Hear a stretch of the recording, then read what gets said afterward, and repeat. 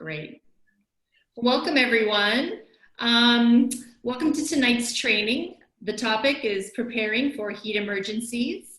I'm Jessica Clausen. I am on the steering committee of Resilient Noe Valley. This training is brought to you by Resilient Noe Valley and Resilient Diamond Heights. Our presenter today is Greg Carey. Thanks, Greg. He's a board member of Resilient Diamond Heights, also lead patroller and board member of Castro Community on Patrol. And before that, he was an analyst for many years at Cisco Systems. Okay, if you've been to any of our trainings previously, you already know this, but we will have everyone on mute for the training. We invite you to type any questions that you have into the chat, which if you mouse over the screen at the bottom, you'll see an option for the chat room, and you can click on that and go ahead and we will be monitoring that chat room. We ask that you have an option to turn off your camera as well. That sort of helps with distractions, but that's optional. You can have your camera on if you like. And now I will turn it over to Greg. Thanks, Greg, and thanks, everyone. Jessica, and just one other little thing about Zoom. When I get into the slide presentation, up here in this area, you have your choice of what you want to see with the slides. You can have gallery view, which maybe has 4 faces that are kind of randomly chosen out of the list. You can just have the presenter, which would be me. Or if you want, there's a little straight line, and that will collapse it down so that instead of showing my face, it just has my name. It's up to you as to how you want to display that. I don't think any of the slides are going to have stuff over in that area that will be covered up. But if you want to just get rid of the faces altogether, just click on the little straight line, and that just puts the name and takes the face away. So just a quick introduction, and then we'll get into the work that we're going to be doing. For those of you that have attended any of our training sessions before in Resilient Diamond Heights, you know that we often start our programs with a trivia game. And what we do is we have these cards which have a question on the front and then an answer on the back. And we pass those around and have people exchange information about what they think that the best answer is. To kind of get things started, we're going to try a really abbreviated version of that tonight. We're only going to have a couple of the questions just to kind of get a warm up as we get started into the slide deck. But when we are doing this in person, which may happen again someday, this is a way that we have a chance to learn from each other and kind of exchange ideas before we get into the formal presentation. Resilient Diamond Heights has been active for about 14 years now, I believe. So a big thing about the resiliency program is we like to prepare our residents and our volunteers in advance of a disaster. Now, that doesn't always happen. As we know right now, we're having to do all of our preparations and design in the middle of it. In industry, we call that trying to put the wing on the airplane while it's in flight, or trying to change the bicycle tire while you're pedaling it. That's not the best way to do it. It's better to have information and equipment and resources and volunteers that are all prepared and ready to go. So what we want to do today, even though it's fairly cool out right now, is get people ready for the upcoming heat events that we will be expecting, so that you're prepared and ready. And if you want to get some equipment in place, you have time to do it rather than having to do a quick panic purchase at the last minute. So that's just kind of the concept of the resiliency program, is preparedness, training, equipping, mitigation, so that if something happens, we are better prepared than if we just suddenly have something happen and we're not ready for it. Let me get into the slides here.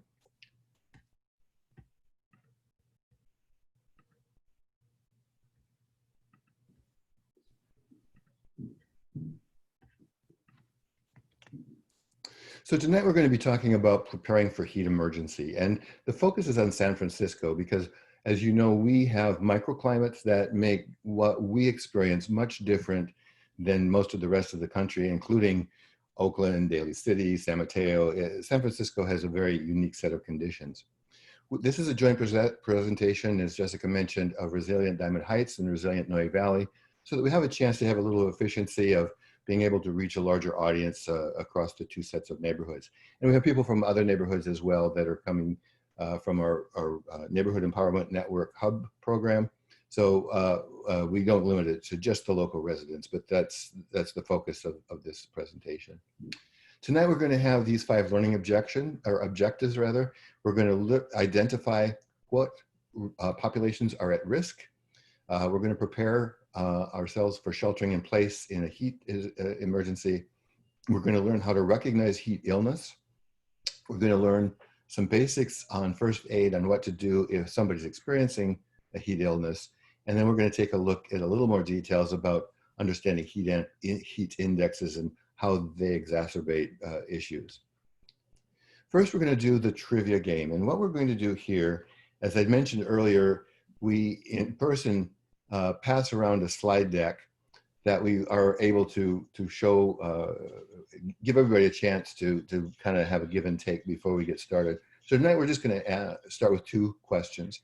The first question, we'll just open it up and you can either type your answers into the chat box. You go to the bottom of the screen and then the little chat icon is there. And if you click that, an area opens up on the right-hand side of your screen, or we can unmute if anybody wants to have their questions out loud. So the first question that we're going to ask is this: why do some days with high temperatures affect people worse than other days with the same temperature? And what I'm going to do is I'm going to unshare so that now if we want to have people in the view here, you can either unmute yourself and say what you think is the reason, or if you want, you can type into the chat. So I'll give you about a minute to come up with those. Right. Okay. Yes, somebody had. This is Ivy here. Hi, Ivy. When people are not drinking enough water, that make them more susceptible. Okay. To Anybody else have some ideas as to why that 2 days with the same temperature affect people differently?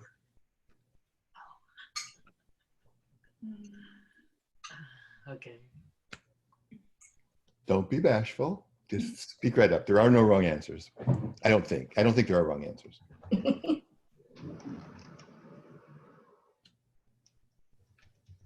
About 5 people in the chat have said humidity is a factor. Okay.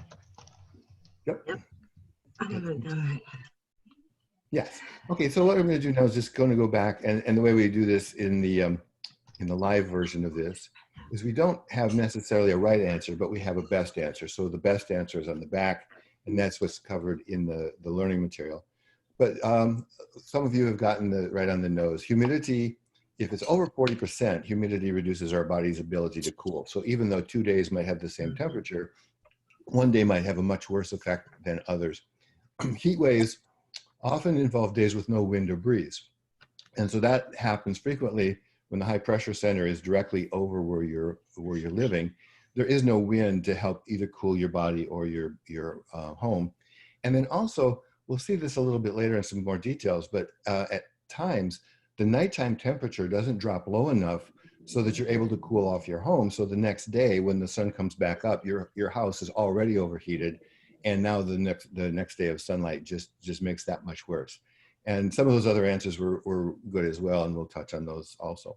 So we're going to do this one more time with the second question, which is, how can you be sure, or how can I be sure my older or disabled relatives are safe in hot weather? And again, I'll undo the slides for a second so that if people want to speak up, we can do that. So what are some ideas about making sure that some folks that you might be concerned about that might have some conditions making them more susceptible are safe during a heat event?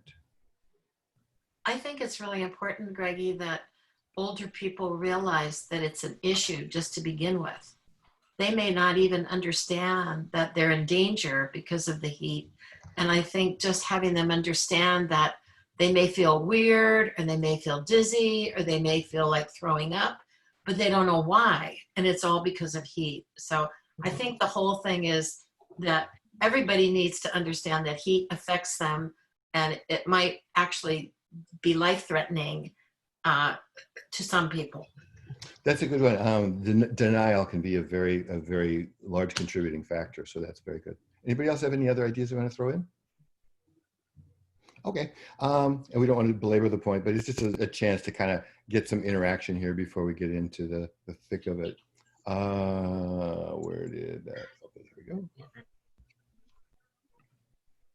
So in the answer that we have, arrange for people to check on their well-being. So that's especially true if you have people that you're concerned about that don't live near you. If you can't visit them in person, try to call them on a daily basis to check on their health. Arrange for a network of at least 3 people living nearby. So these are probably some helpful neighbors that can check on them locally, even though you might not be able to get there physically. Connect with the neighborhood assistance programs that many of our resilient programs offer that we've stood up during the current COVID crisis. And note, try to coordinate your calls so that they don't get overwhelmed with everybody trying to call them time after time, because that can become annoying and maybe to the point where people are starting to become less comfortable with it. So we're going to start with the question, what makes San Francisco unique? There's a ton of things that make San Francisco unique, but I'm talking about heat emergencies. First of all, San Francisco is one of the few cities in the nation that do not have air conditioning in most of our homes. And that's even true of some of the newer constructions where there's no air conditioning. And the reason for that is normally there are less than 10 days a year that are above 80 degrees. For the most part, we've learned for those few days in September or October, we just kind of tough it out. But it doesn't really make sense for air conditioning to be available all year long if you're only going to be using it for a short period of time. The summer pattern, we're going to look at this in just a minute in a little more detail, but normally we have a cooling afternoon fog that comes in from the onshore breeze coming off of the ocean. But when the winds switch to offshore, the hot air comes in from the valley, and that's when we get into the trouble that we get into. Air conditioning centers, which are called heat centers or cooling centers in the past, such as library, shopping centers, movie theaters, right now are closed during the pandemic. So this year, it's going to be much more difficult for somebody who is experiencing heat illness or just uncomfort. Will have fewer places that they can go to find air conditioning. So we have to take that into consideration that this year is probably going to be more difficult than in the past. Now, just as a reminder, even though it's cool right now, San Francisco's already had 2 times in the last 2 months that technically qualified as heat emergencies. And that is defined as having 2 or more days that have 80-degree or high temperatures. Normally that doesn't happen until September, October. This year, we've already had at least 2 times that we've met that condition. So this year already is proving to be much more threatening than we're normally used to. So how does the cooling work? So during our normal time, when Carl the Fog comes and visits us every afternoon, what's actually happening is that the winds are being pulled in off of the Pacific Ocean. San Francisco is unique because we are the only spot along the entire west coast of the United States that doesn't have a coastal mountain range between us and the ocean. And the result is when the temperature in the valley rises and heat rises, it then pulls the cool air off of the Pacific and it comes right in through the Golden Gate, cooling San Francisco. By the time you even get as far as Oakland or the East Bay, you'll oftentimes find temperatures that are much higher than you would find in San Francisco, simply because we're getting that cold air off of the ocean. And remember, the Pacific Ocean runs very cold. It runs about 50 to 55 degrees normally. So that is a very cool air that's coming off the ocean. What happens from time to time is that the winds switch from onshore to offshore. Normally that involves a high pressure center, as we see here. High pressure has clockwise winds, which means that wind pattern then comes across the valley. This would be the San Joaquin Valley or Central Valley, and then drives that hot air across, which picks up more heat. If there's a mountain range, which we don't have at the Golden Gate, it gets even warmer by the time it gets to the other side. So that's the condition that we experience occasionally. And that's the reason that even though we're still next to that very cold ocean, we can have temperatures over 100 degrees at times. San Francisco experienced an extreme heat catastrophe in 2017 over the Labor Day weekend. We had one day that was 80 degrees, but we had 2 additional days that were over 100 degrees. The nighttime temperature in that event never dropped below 80 degrees. So that meant even if you were trying to cool your home by opening all your windows and running fans and so on, you didn't really have a chance to bring the temperature down very far because the nighttime air temperature never got below 80. During that event, at least 3 people died. Now, these are people that actually died in their homes. The actual death rate was probably higher than that because the heat had caused other people who were suffering from other possible morbid conditions to expire before they were supposed to. But technically, 3 people passed away from the heat. There were dozens that were hospitalized. There were several hundred that needed medical attention. And one of the most dangerous situations is our ambulance department was overwhelmed to the point where the waiting time for an ambulance, even for a severe condition like a heart attack or stroke, was over an hour. And the reason for that was there were so many ambulances backed up at all of the emergency rooms waiting to offload their patients into the ER that even though they were already at the hospital, they weren't able to get back into circulation so that they could then take care of issues. So that is the most extreme case we've had so far. And it's really what triggered Resilient Diamond Heights last year to put together this training program about heat emergencies, realizing that that type of an event could happen again. Today, I was looking for information. This is from NOAA, which is the Weather Bureau. NOAA stands for the National Oceanic and Atmospheric Administration. And this is their front page. This says June 2020 tied as the Earth's hottest on record, and half of this year is already seen near record warmths for the globe. Right now, the entire United States, except for the East Coast where we have some hurricane activity, is experiencing record temperatures. Even San Jose and Sunnyvale and San Mateo are experiencing temperatures that are well over 80 and approaching 100 degrees right now. So this is part of the warning is this year is bad and it might be getting worse, which is why we want to be prepared and get everything in a much safer spot. So who are the at-risk populations? The short answer is everybody. This is how our body normally regulates temperature. When we begin to overheat, our body temperature rises, and that causes our blood vessels to dilate along the surface. So all the little capillaries open up so that they can expend more heat to the surface of the skin. And then we begin to sweat, and that in turn is evaporated by the air, and that evaporating fluid is what brings our temperature down to keep it in that safe range around 98 degrees for most people. Illnesses occur when the body is overwhelmed by excessive heat and allows the internal temperatures to rise, which then leads us to all kinds of problems, including the possibilities of organ damage, heart attacks, strokes, and other types of things that can happen in extreme conditions.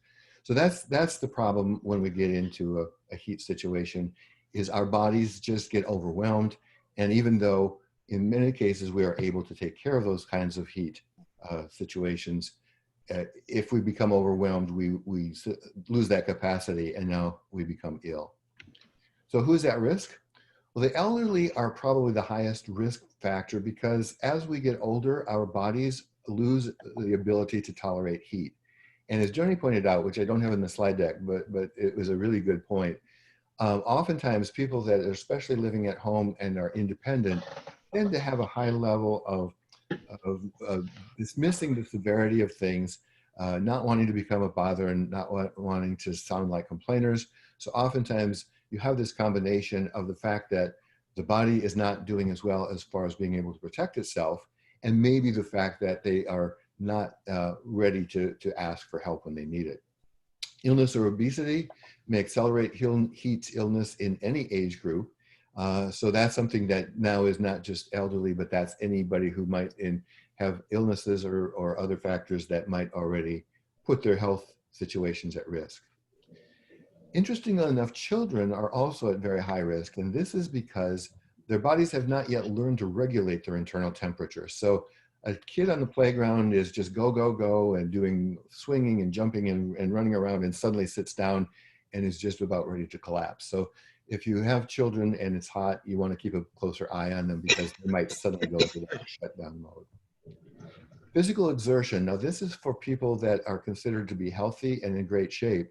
But if they're outside working, maybe in construction, or maybe they're outside exercising in a way that they normally are doing so, might also suffer heat illness. And it's for the same reason that at some point the body becomes overwhelmed and is no longer to regulate the temperature in the normal fashion.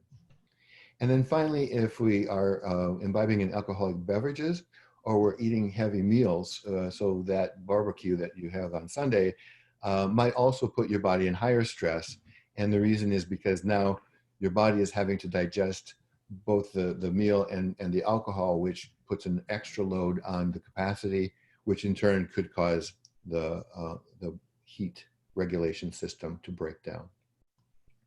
Unlike many areas that have hot summers, I grew up in South Dakota, and South Dakota from early June to late August is at 90 to 100 degrees almost every day. People living in that kind of climate acclimate, so their bodies are more used to the hot weather. Those of us that are spoiled by living in San Francisco with nature's air conditioning doesn't offer that ability for our bodies to adapt. So when we have that suddenly hot period of weather, we might not be able to take the heat as well as people who have grown up or lived in an area that has heat for a longer period of time. So that's everybody in some form or another. You may be at risk, or your neighbor or your relatives, if they fall into any of these conditions. But pretty much anybody is in the possibility of being at risk for heat illness. So let's talk about sheltering in place for a little bit. We, of course, now have experienced the sheltering in place for a long period because of the COVID incidents. But when we're talking about a heat incident, it's important to know your home. If you are vulnerable and you go to take a nap in your bedroom, you might end up putting yourself in the most dangerous room in the house, because in many homes, the bedroom is in a location that absorbs and holds heat more than some of the other parts of the house. So just keep that in mind, that if you are in a heat incident, and especially if you have some other conditions that might be concerning, and you feel like you should go take a nap, if you're doing it in the bedroom, that might have put you in the highest risk area. Whereas if you had decided to take that nap on the couch or some other area of the house, you might have been able to find a much safer place as far as the heat is concerned. The reason that our buildings get hot is because roofs absorb heat faster. Now, one of the key things is if you live in a building with dark shingles or a tar roof, you're going to end up with 80% more heat being absorbed through the roof than if you live in a building with white shingles or some kind of reflective surface, which might reflect as much as 80% of the sun energy back out into space. So if your bedroom is on the top floor, and if you have a hot roof, you are certainly in a double dangerous situation. And the shingles, as I said, if they're dark in color, are going to absorb more of the sun's energy than if they are a lighter color. Now, most of our buildings do have insulation between the roof and the living space, and that will protect you the first day. So what happens is, the first day, that insulation prevents the heat from coming through into the living space. But if the overnight temperature stays too high, your insulation doesn't have a chance to cool off, which means the next day, your insulation may be adding to the heat instead of blocking the heat.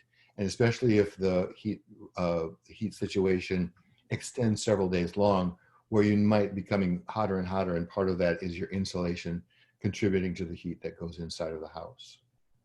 If you live in a building with a pitched roof, you have better insulation. For one thing, the sloped roof is going to be less likely to absorb the sun's rays. But the other thing is you have an airspace between the roof itself and the living space, and oftentimes there's additional insulation in that area. Many buildings have attic fans, and the fans are simply there to pull the hot air out of this trap space above the living area and put it outside. So if you have a fan, or if you own your own home and want to add a fan, that's much more economical than trying to add air conditioning for the times that we most need it. So depending on the construction of your building, and the location of your sleeping areas. Take those things into consideration when you're looking for the safest place to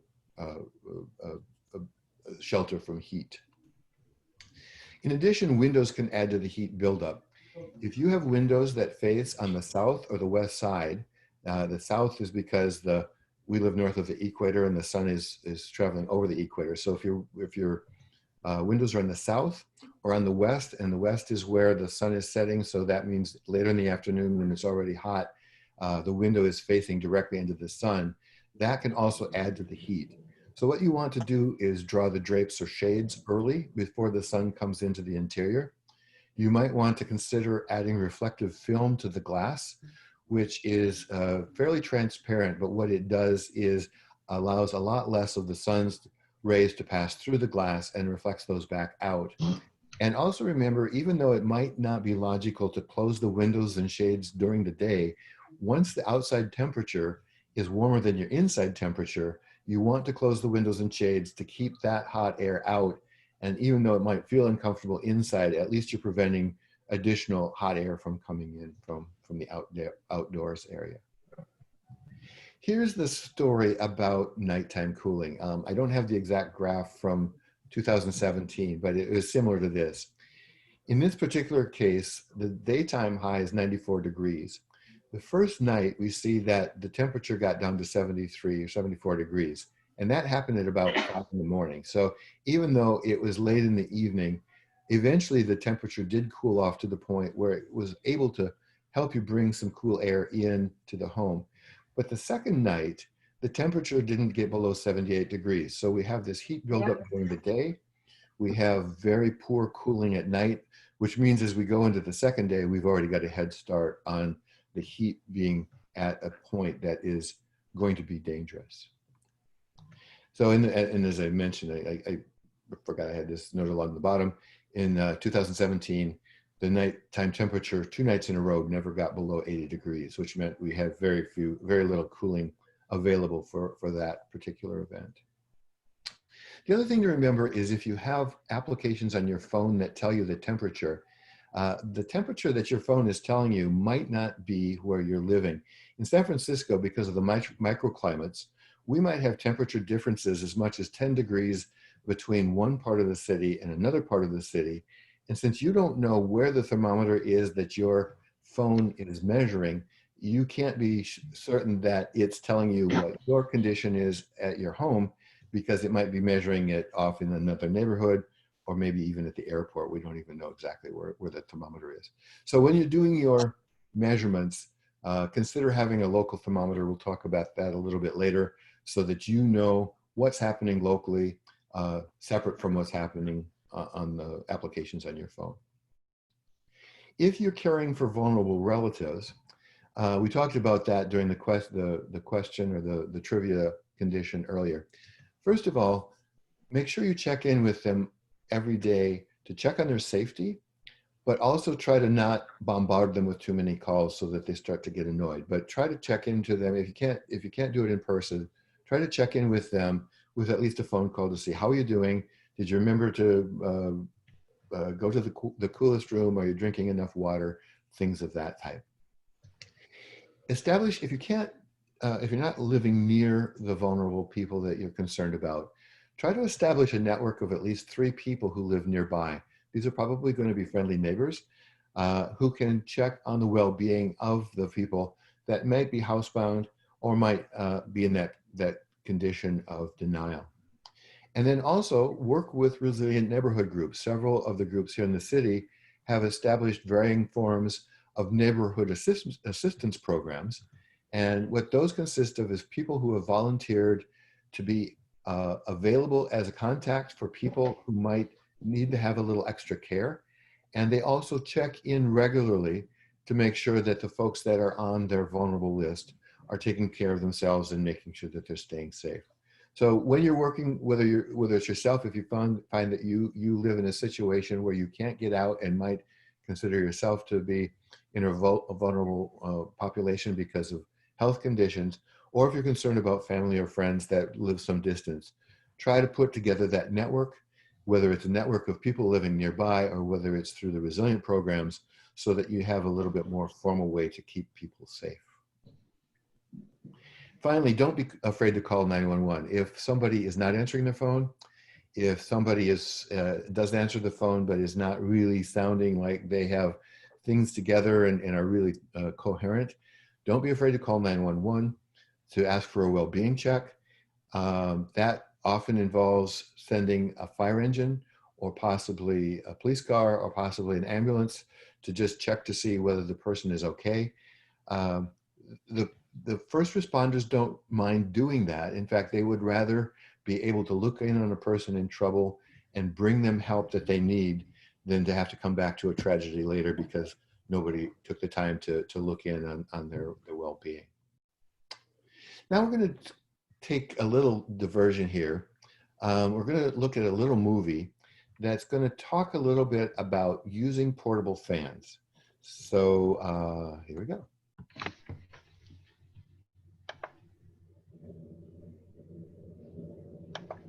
Portable fans can help if you don't have air conditioning. A larger fan will move more air than a small one, but even a small one will help. The first thing to remember is that fans do not cool the air, they only move it around. Close windows and shades during the day and set your fan to a slow speed. Aim it horizontally so that the air reaches the areas people spend time. The moving air helps cool through evaporation of perspiration. Remember that warm air rises, so you don't want to point the fan up in the air because it will only push some of the hot air from the ceiling back down into the room. If you have a ceiling fan, do not run it during the day because it too will push the hot air into the room. If the outside air cools after sunset, use the fan to move air into the room.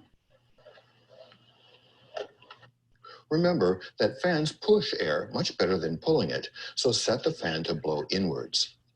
Run it at its highest speed and point it upward to force some of the hot air near the ceiling down and out.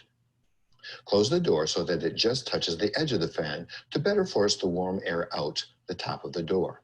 The screen reduces airflow, so leave it open unless there are insects. If you must close the screen, the fan will still move some cool air into the room. If you run the fan overnight, secure your home against burglars and critters. With a sliding door, you can install security devices like this that prevent opening the door beyond a set limit. If you have a swinging door, you may need to install a safety chain that allows some airflow. A smaller fan in a window can provide some cooling in a bedroom. Direct the fan to blow inward and upward to let the cool air push the hot air out the top of the window. As with the door, close the window to be the width of the fan. Sealed exhaust fans above your stove or in a bathroom do pull air out, so running those help pull hot air out.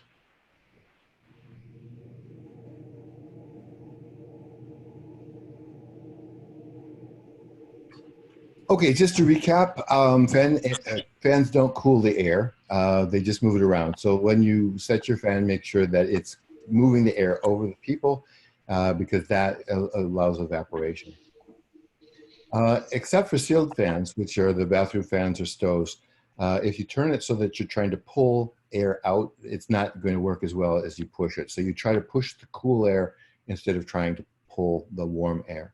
And then also make sure that your home is secure when cooling overnight. The sound of a running fan could just be the clue that a burglar might want to know that there could be the possibility of an unsecured door. So what we're going to do now is just take a moment for questions. I'm going to end the show for a second here. And first of all, let's see if there are any questions in the chat that anybody had posted. I don't see any. So you can unmute yourself if you have questions about what we've covered so far before we go into the second half of what we're going to cover. Yes. Over here, we'll have to unmute you though. You have to unmute yourself. Okay. Okay, yes. Whoa. Jessica, can you unmute? Yes. I'm sorry. Okay, now go ahead. You have a question. The girl in the purple. Would you explain again which way to point the fan? Okay. You said not up? During the day, you don't want to point it up because it's going to push the warm air out. I mean, the warm air from your ceiling down into the room. And so that just makes the rest of the room hotter. At night, you want to point it up because what you want to do there is you want to push that hot air out. And even though your top of your door might not be as high as your ceiling, it helps to push that hot air out the top of the door while the cool air is coming in. So that's if it's in the door. Yeah, if you're in the door or the window and it's at night and it's cooler at night, that you want to push that cool, you want to aim it so that the cool air is coming in and pushing the hot air towards the top and then back out the top of the window.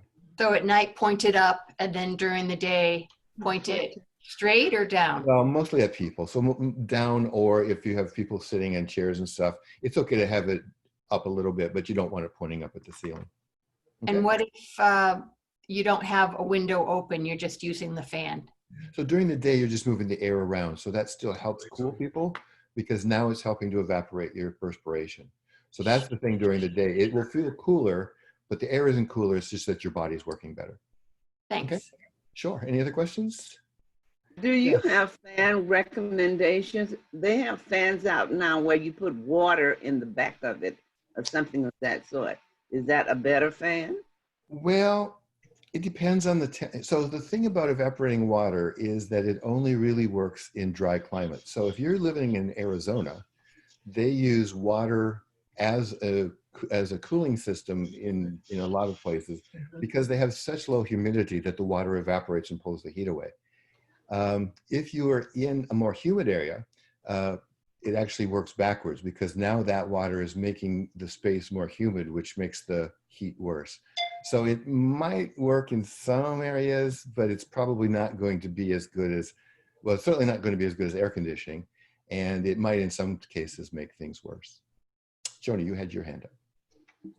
This is Guido here, Greg. Oh, Guido. Okay. Oh, this is Guido anyway. Yeah. Yeah, a couple of points on that is one is when we do tend to have really warm weather, the air does tend to be somewhat dry. Yes. Because it's coming in from the valley. Yes. Another very, very simple thing is if anybody lives in a multi-story dwelling, like whether it's a downstairs room or even a garage, as long as you bring a phone along and water along, downstairs, even setting up a chair in the garage is quite a bit cooler than the upstairs. Yes, absolutely. Yeah, in multi-story buildings, it's the top floor that suffers the worst. The lower floors actually use the top floor as their insulation layer. So lower levels in a multi-story building tend to not heat up as quickly. Okay, one more question and then we'll jump back into the next part. Anybody else have one more burning question? All right, so we'll have one more question and answer period at the end. So if you have questions that come up as we go, either type them in this chat room or we'll ask you to talk about them a little bit later.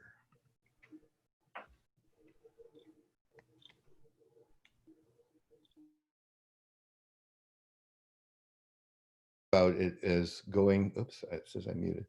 Am I muted?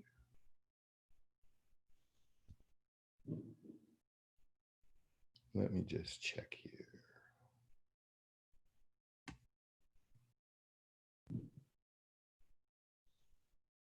Okay, I guess I'm not muted. All right, sorry, I got a false alarm there. It said I was muted and I would hate to be just talking into the wind here. No, you're Let's see, we need to go here, here, and there.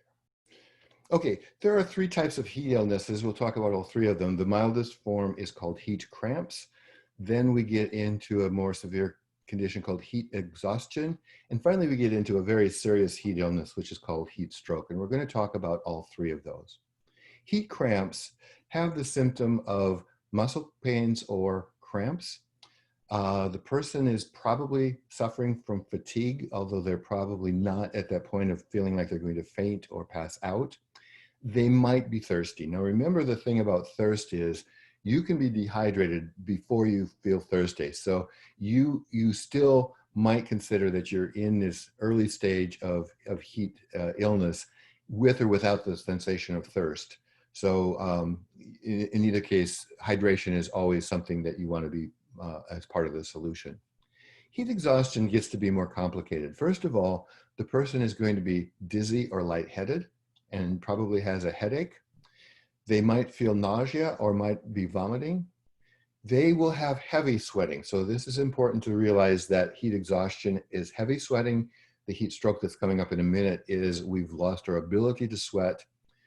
The heartbeat is rapid, but it's weak. So it's going to be shallow breathing, a weak heartbeat, but perhaps very fast heartbeat and perspiration or respiration.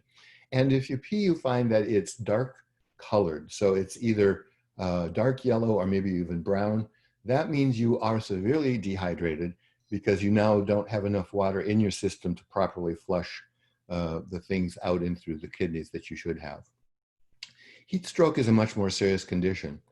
As opposed to the heat exhaustion, the heartbeat is very strong, the breathing is very strong. So you're now really struggling to get your breath in, and also the heart is working very hard. You probably have a throbbing headache instead of just a mild headache. Your body temperature, if you have the ability to take somebody's temperature, is going to be above 103 degrees. The skin is dry and the person is probably not sweating. And they lack energy. They might be very sleepy and confused, or they might pass out.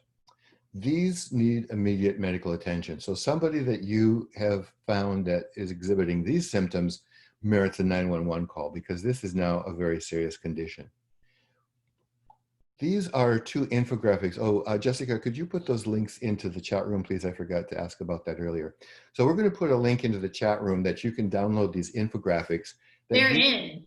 Oh, cool. Thank you so much. You're welcome. They're available in either English or Spanish. This was actually developed by the emergency response team in Sacramento, but now I see these used by everybody, including the federal government. But they give you a very quick analysis of heat exhaustion and heat stroke, very, very to the point information about what to do.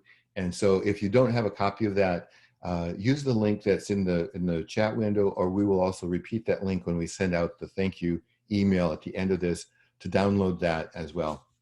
There's also, I'm going to just stop for a second so I can put my camera up. We also have this little 4-page brochure that Resilient Diamond Heights published last year. It is really covering most of the information that we're covering today. If you don't have a copy, that link is also in the chat window, and we'll also remind you when we send out the thank you note at the end. So the first aid, what to do if you find people in these conditions, and when should you call 911? First of all, always try to move the patient to a cooler space and try to hydrate them. Try to get them to drink some liquids, and certainly whatever you can do to get them out of the sun and into a cooler space is important.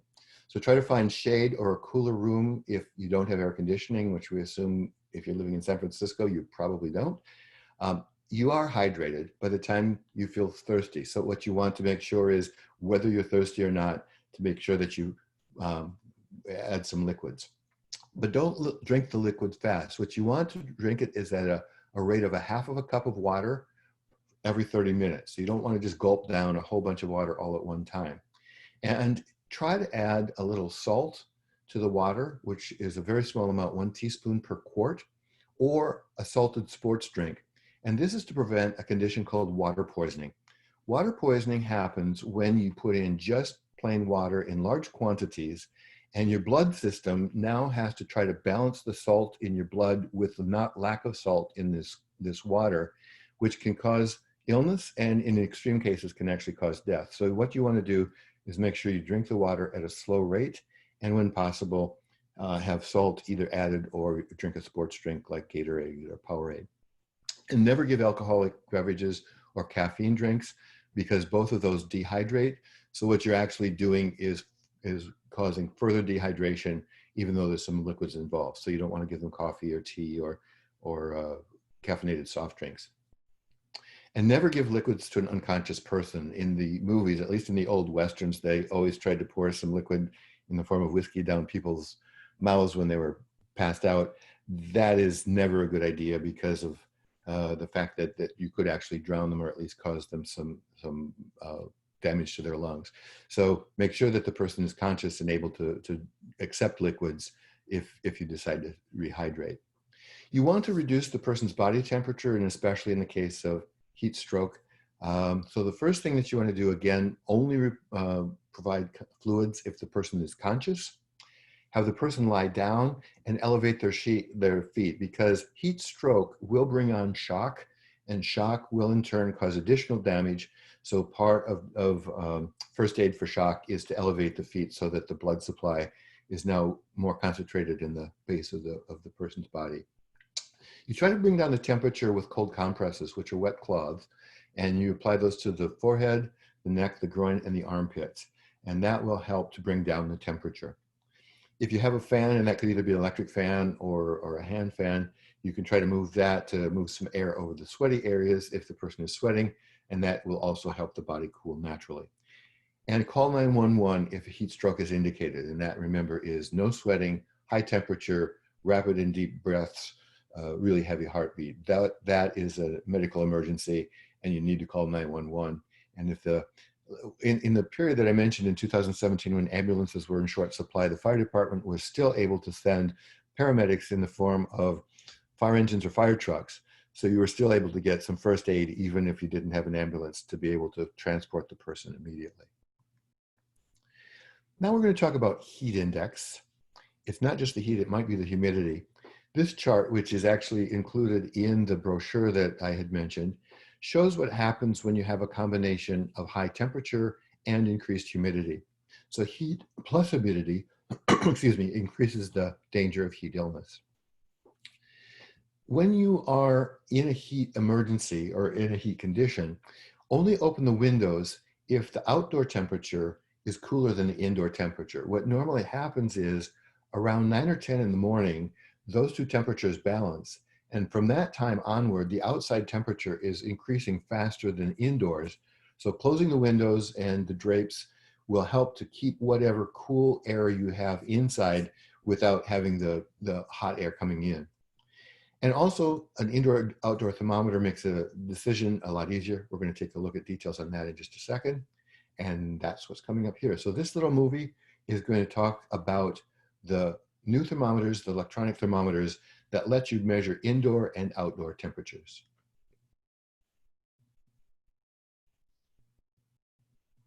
Let's talk about thermometers. You need to know when the temperature outside is cooler than inside before you open the windows and let in fresh air. Consider a thermometer that measures both inside and outside conditions. These devices usually measure humidity as well as temperature. There are two types. Basic models consist of two parts. The base station has digital readouts that measure the readings where it sits. The second part is a small battery-powered module outside. It sends readings wirelessly to the base station. You must mount it in a shaded area, either under a roof or on the north side of your home, because sun shining on the module will cause incorrect outside readings. The base station might have additional information such as date and time and general weather forecasts. The second type of thermometer connects to the internet to let you monitor readings with an application on your smartphone or computer. This is particularly helpful if you want to monitor the safety of a person living at a different address, such as a parent or someone needing reminders about their safety. As with the basic type, a small module mounted outdoors sends readings to the main module. Some systems allow for more than one remote sensor. So, for example, you can track the reading from a bedroom in addition to the readings at the main module and outdoors. In addition to showing current conditions, the applications let you see the history of readings so that you can see the lowest temperature overnight or trends over weeks or months.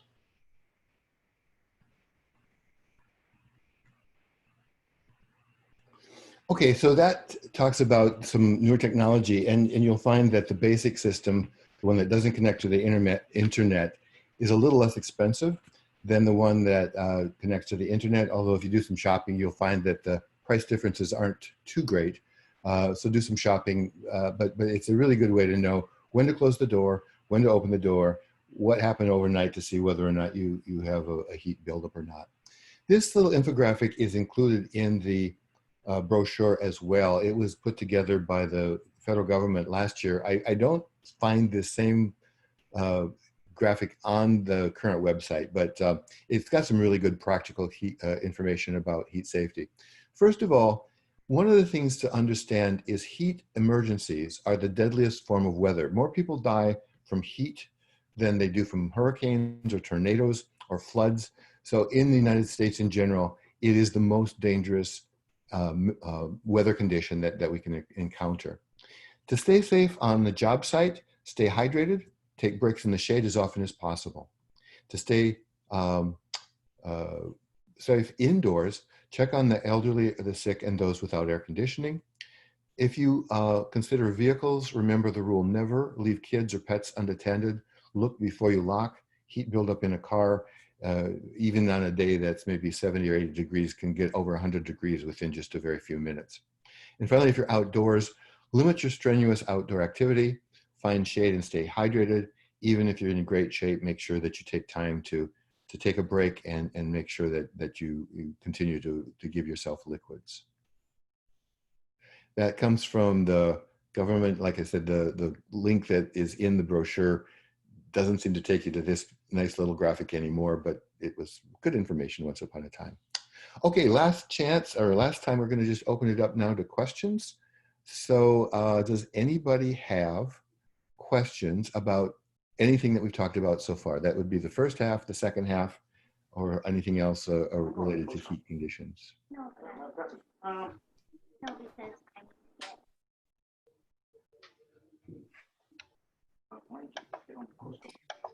Yes, no? Jessica, could you put the link in for the survey, please? Yes.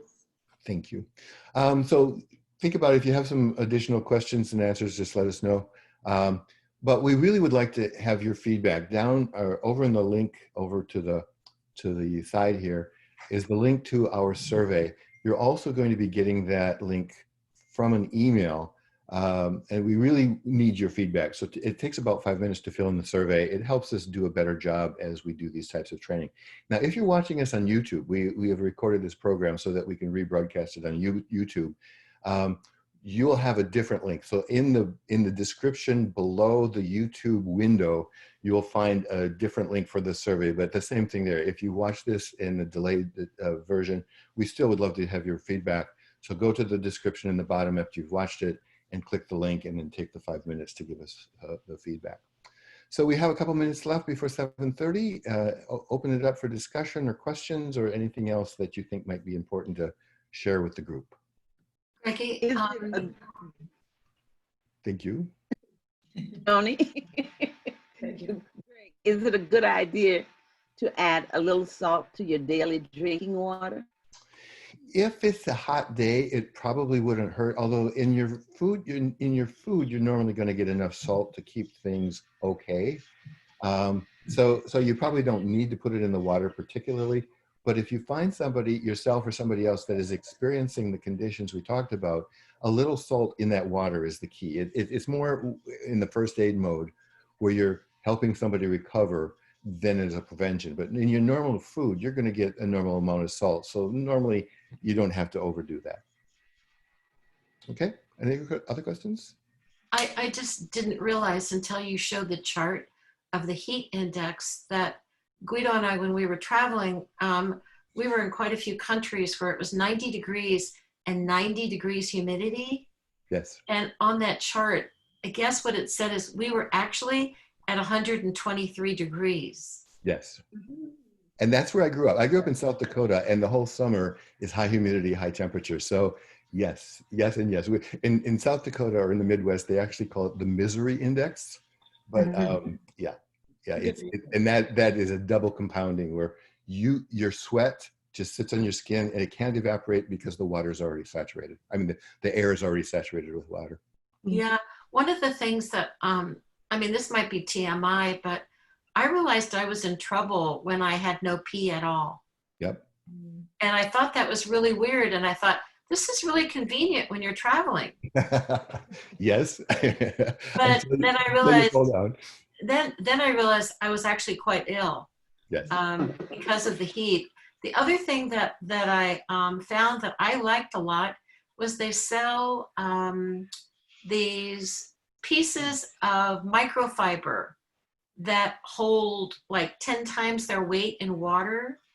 and I fill that up in the morning with cold water. And then I kept it in this like pouch, and then I could put it on my neck as the day went on. And it totally helped me. I mean, it caused me just to completely let my temperature drop because it was damp. Like you said, it was a cold compress. Yes. But Well, I especially traveled.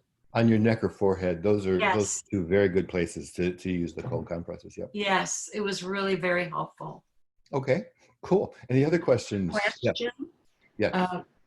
My doctor recommended me to take this electrolyte balance, similar to Gatorade, but Gatorade has a lot of sugar. So is that a good idea to take it? So yeah, I mean, if your doctor recommended, for sure. Gatorade has some sugar. It has low levels of salt. So even though it's a little bit salty, it's not really salt water. And I think you can get diet versions of Gatorade and Powerade. So there's some other ways you want to do that. But yeah, always follow medical advice. That's the first thing. And as I said earlier, prevention, unless you know that you're going to be working outdoors in the hot sun, you don't really have to kind of preload the salt water. But that's when you find that you are dehydrated. Now you don't want to just gulp down gallons of plain water, because that was good advice. Yeah. That can lead to other problems. Yeah. Okay. Our house was remodeled 20 years ago, and at that time and currently San Francisco, and it's probably the state of California, requires a fire door or doors going into bedrooms to be able to resist a certain amount of heat. And quite by accident, we realized that if we shut our bedroom door when it starts to get hot, like at 10 o'clock in the morning, our bedroom stays a lot cooler than the rest of the house. And some of that's due to our house construction, because we have south-facing windows, clear story windows, and we're able to cut that heat away from our bedroom just by shutting the door. Yeah, that's great. I mean, the main thing about your home is understand its construction. So the idea that the fire doors are insulated, that turned out to be a nice side effect of that. But yeah, understand your home, where the hot rooms are, where the cool rooms are, and then use that as a guide when it comes to one of those days that's really sweltering. Any other questions or comments? We've got a couple minutes left.